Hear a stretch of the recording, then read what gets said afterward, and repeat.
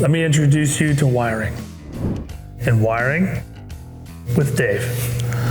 Because Dustin doesn't do wiring very well. No. Take it away, Dave. If you want a car burnt down, Dustin's your guy. I'm your man. If you want it to fire and work, I could probably help out. I am the fire. The car's on fire, not working. You are fire the car and make it work. Yeah, that's true.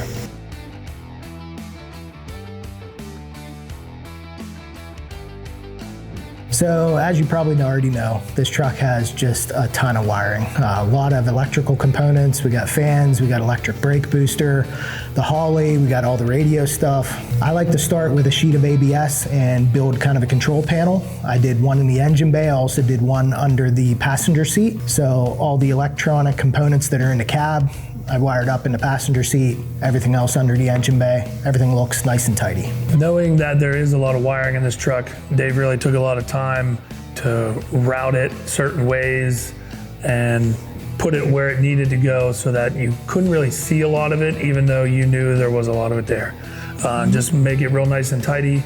Our goal with the engine bay here was just sleek and try and hide as much stuff as we could without having to completely run wire loom everywhere and all that. So Dave did a real good job.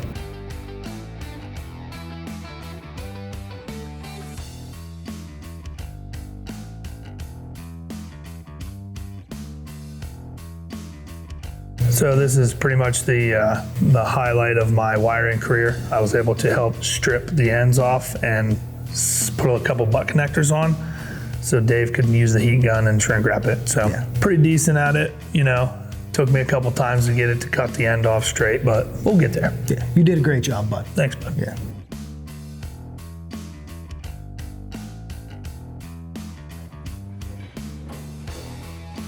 So we're gonna start running the main ECU harness here into the engine. Really nice with the Holley high rise to be able to kind of tuck some of the injector wires and whatnot underneath the TIC intercooler. So after we get all the wires ran, get them all tucked and hidden away, it's actually cleans up the engine bay pretty nice.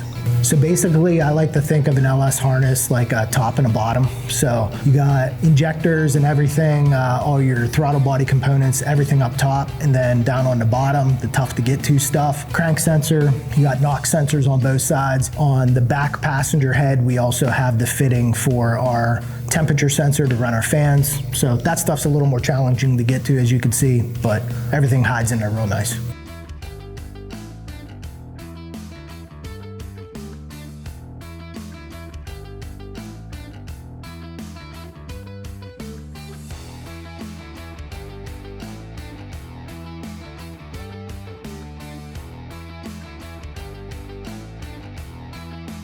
Nice thing about the harness too is everything, as far as like the length of the wires and everything, we're pretty well spot on. Everything kind of just fell into place, and we were able to reroute a couple little things here and there, and even use a jumper harness if we needed to, and that was for what, the alternator?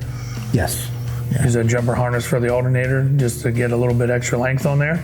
But all in all, the harness was pretty well plug and play. Yep, common place that a lot of these trucks put their ECU is either under the dash. In our case, we went under the seat, so a little bit more length, but just enough to get it done. If you enjoyed that short clip of my face, click here to see the whole episode.